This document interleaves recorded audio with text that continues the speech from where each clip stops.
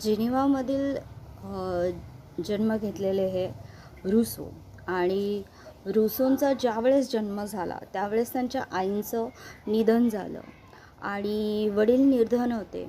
त्याच्यामुळे त्यांची जी परिस्थिती होती किंवा जन्मापासूनच ते उपेक्षित राहिले होते. तर वडिलांनाही त्यांचं जे पालनपोषण आहे, संगोपन आहे, त्याच्यावरती लक्ष विशेष केंद्रित करता आलं नाही. त्यामुळे त्यांचं जे बालपण होतं ते फार स्थिर गेलं. साधारणपणे त्यांनी बऱ्याच लहान वयामध्ये कामाससुद्धा सुरुवात केली.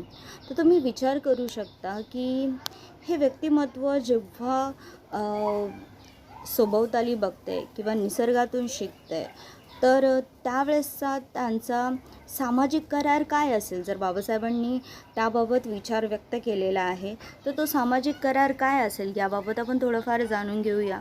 मुळातच बी एडला अभ्यासताना आम्हाला जेव्हा मी फार ऋणी राहील की बी एडनी मला या गोष्टींना अजून अंडरस्टँड करण्यासाठी लायक बनवलं. म्हणजे मूळतः जेव्हा रुसो हे निसर्ग चांगला असतो असं म्हणतात किंवा सामाजिक संस्थानं आहेत किंवा समाजाचं संकेत किंवा दूषित ग्रह यापासून त्याला मुक्त केलं पाहिजे, तर कसं मग हे सामाजिक करार काय असेल बरं? तर थोडंफार आपण जाणून घेऊया. जेव्हा ते निसर्ग ही बाब मांडतात, तर निसर्गामध्ये निसर्ग अवस्था टिकून राहणं म्हणजे बघा, निसर्गाकडे परत चला असं त्यांनी म्हटलेलं आहे.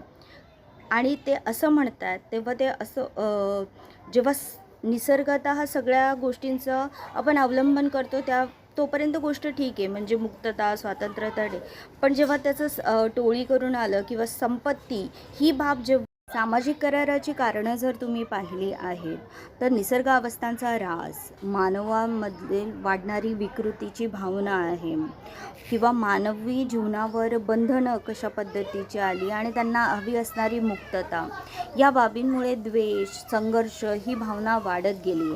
ते पण असंच म्हणतात की निसर्ग अवस्था ही टिकून राहणे अशक्य आहे किंवा आपण वंश हा जो आहे तो टिकून ठेवण्यासाठी जीवनपद्धतीत बदल घडून आणणे आवश्यक आहे. तर जीवनाची आपण शाश्वती देऊ तर शकत नाही.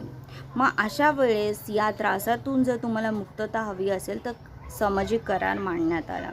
मग त्या सामाजिक करारामध्ये प्रथमतः गोष्ट अशी मांडली गेली की व्यक्ती जो आहे त्याचं जीवन आणि संपत्तीच्या सुरक्षिततेची आवश्यकता होती. सर्वात प्रथम निसर्ग ही जी बाब बघितली आणि त्याचे ऱ्हास आणि त्याच्यामध्ये मानवीय विकृती आहेत, तर सर्वप्रथम व्यक्ती जो आहे त्याचं जीवन सिक्युअर्ड करणं म्हणजे सुरक्षित करणं, संपत्ती त्याची सुरक्षित करणं ही आवश्यक बाब मांडली. त्याच्यानंतर त्याला जास्तीत जास्त स्वातंत्र्य दिलं पाहिजे होतं. या कराराद्वारे हे केलं गेलं आणि या कराराद्वारे प्रत्येक व्यक्तीने आपले सर्व हक्क समाजाला पूर्णपणे देऊन टाकण्याचे मान्य केले होते आणि ह्या कराराला ते सामाजिक करार म्हणतात, म्हणजे ह्या बाबींना ते. आणि जर ह्याची वैशिष्ट्य तुम्ही पाहाल तर अजून आपल्याला गोष्टी पुढे समजतील. त्याच्या वैशिष्ट्यांमध्ये असं म्हटलं आहे की रुसोच्या करारामध्ये विशेषाधिकार कोणालाच प्राप्त नाहीत. बघा, विशेष अधिकार कोणाला प्राप्त नाही, तर सर्वांना समान अधिकार आहे आणि ही जी प्रक्रिया आहे ती सतत चालू राहते. ती जी क्रिया आहे ती निरंतर चालू राहणारी आहे असं ते म्हणतात. असं वैशिष्ट्य त्यांनी सांगितलेलं आहे. प्रत्येक व्यक्ती राज्याचे दुसरं म्हणजे प्रत्येक व्यक्ती राज्याचे अविभाज्य अंग आहे आणि प्रत्येक व्यक्ती स्वतःला सर्वांच्या हाती समर्पित करते.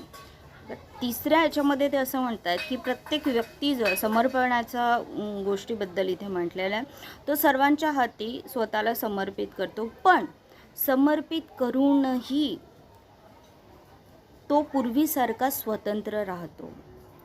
म्हणजे बघा, हे एक त्यांनी तिथे वैशिष्ट्य मांडलेलं आहे. याबाबत आपण बोलू शकतो, जसं की बाबासाहेबांनी पण सामाजिक आणि समाजाची रचना आणि कुठल्या गोष्टीचा म्हणजे संस्कृती ही जरी बाब म्हटली आहे, तर सामान्यीकरण ज्याचं आहे तर त्या घटकांचा आपण कशा पद्धतीने स्वीकार केलेला आहे. मग वैज्ञानिक बाबी, पण मग स्वातंत्र्य कुठल्या पद्धतीचं, कशा पद्धतीने स्वातंत्र्य हवं आहे, तर इथे बघा, हे सर्वांच्या हाती तर देत आहेत पण स्वातंत्र्य पण राखत आहेत असं म्हटलेलं आहे.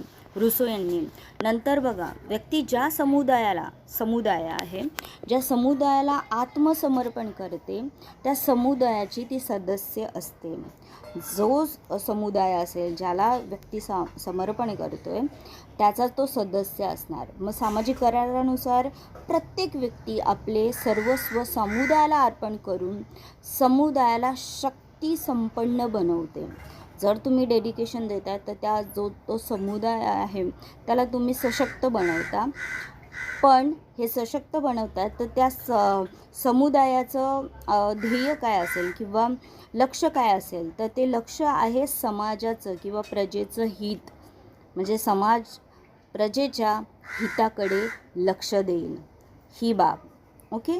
नंतर सामाजिक कराराचे वैशिष्ट्य म्हणजे सामान्य इच्छा जी नेहमीच न्यायपूर्ण असते. ओके.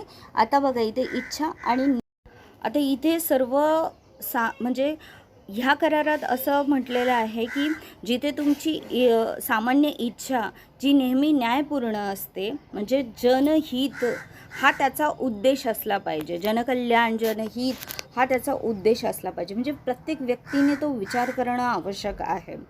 मग व्यक्तिवादी नाही तर नैतिक, म्हणजे पुढे ते असंही म्हणतात की व्यक्तिवादी नाही तर नैतिक आणि सामूहिक प्राणी आहे आपण.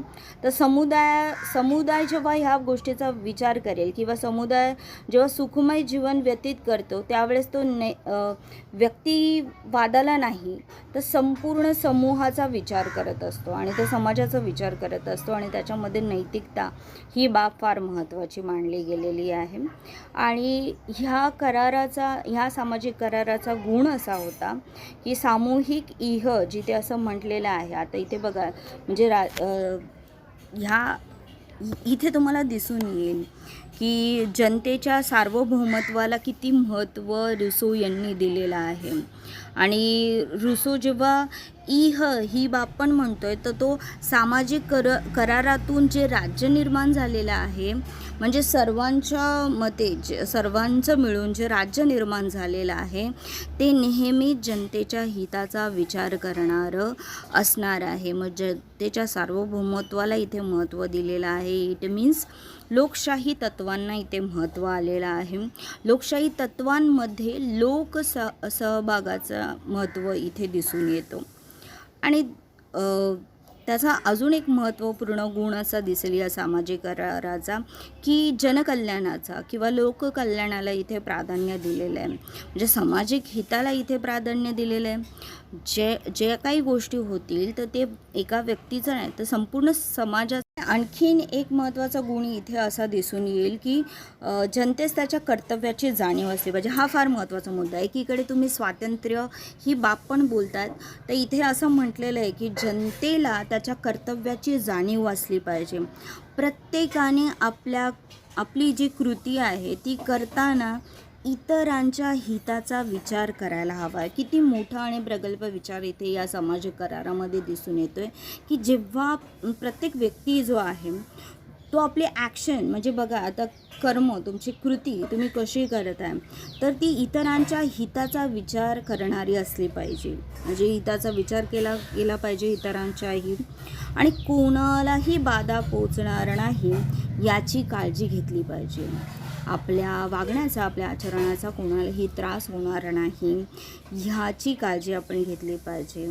ह्या गोष्टीला रुसोने लोकांना त्यांच्या कर्तव्याची जाणीव करून दिलेली आहे. हा फार महत्त्वाचा मुद्दा आहे. आणि तुम्ही बघू शकता की रुसोने जेव्हा मानवी स्वभाव जो म्हटलेला आहे, म्हणजे ते जेव्हा निसर्गाकडे बघतात आणि निसर्गातून शिक्षण घेतात तेव्हा ऑब्वियसली जेव्हा ते मानव प्राणी हे पण म्हणतात तेव्हा मानवाचा मुळातच स्वभाव धर्म जो आहे तो शांतीप्रेमी आहे किंवा सरळ मार्गी आहे, भोळा आहे, काळजी करणारा आहे. ह्या बाबींना ते अंडरस्टूड करतात. तर नक्कीच एमिली हा जो ग्रंथ आहे जो शिक्षणावर आधारित पण तुम्हाला दिसतो. म्हणजे BEdला असताना त्याच्यामध्ये असणारं चाइल्ड सेंटर जे एज्युकेशन आहे त्याबाबत नैसर्गिकरित्या अवस्था तर त्यांनी मांडल्या, पण त्या बाल्यावस्थेमध्ये म्हणून एमिली हा ग्रंथ जेव्हा आहे तर ते चाइल्डहूड आणि निसर्गातून बालकांचं शिक्षण झालं पाहिजे हे जेव्हा ते म्हणत आहेत, म्हणजे स्वभावतः तो शिकला गेला पाहिजे. आणि मग पुढे त्यांनी अवस्था मांडलेल्या आहेत. तर मुळातच रुसोंचा एमिली हा जो ग्रंथ आहे त्या ग्रंथामध्ये शिक्षणावरती भर आहे, पण त्यांनी मानवी स्वभावाविषयीचं किंवा समाजाविषयीच्या किंवा संस्कृतीविषयीचा दृष्टिकोन, त्यांच्या शैक्षणिक दृष्टिकोनातही सुसंगता किंवा त्या बाबी आपल्याला दिसून येतात, आढळून येतात आणि नक्कीच त्या खूप त्याच्यातून आपल्याला बरंचसं काही एज्युकेशन आपण घेऊ शकतो. तर रुसोंची ही विचारसरणी किंवा हा सामाजिक करार आपल्याला दिसून येतो, जो की बाबासाहेब यांनी पण त्यांच्या पुस्तकांमध्ये त्यांचा उल्लेख केलेला आहे.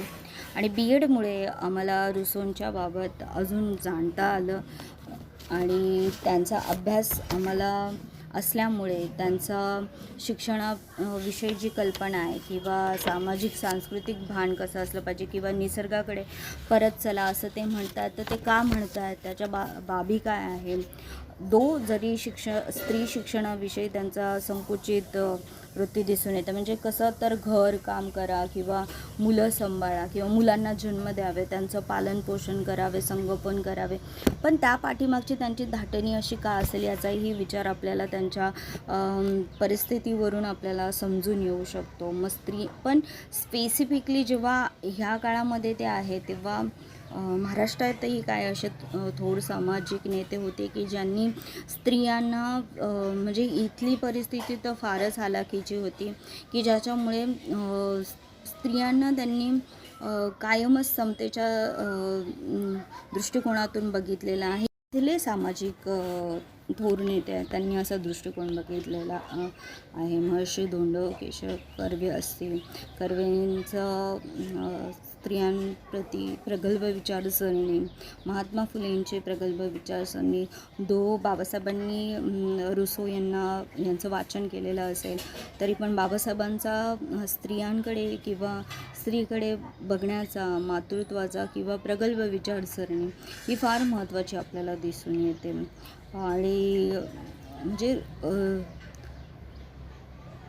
इथे आपल्याला दिसते की आता ते याच्यातून अध्ययन पद्धती कशी असेल, शिस्त कशी असेल किंवा शिक्षकाची भूमिका काय असेल ही बाब तर आहे, पण सामाजिक करार जेव्हा हे म्हटलं जातं किंवा त्यांची राजकीय विचार आहेत हे जाणणं फार महत्त्वाचं आहे. आणि समाजाच्या दृष्टिकोनातून फार महत्त्वाच्या बाबी त्यांनी त्यांच्या सामाजिक कार्यातून किंवा सामाजिक करारातून मांडलेल्या आहेत, तर त्या आपण अभ्यासणं फार महत्त्वाचं आहे. जय भीम.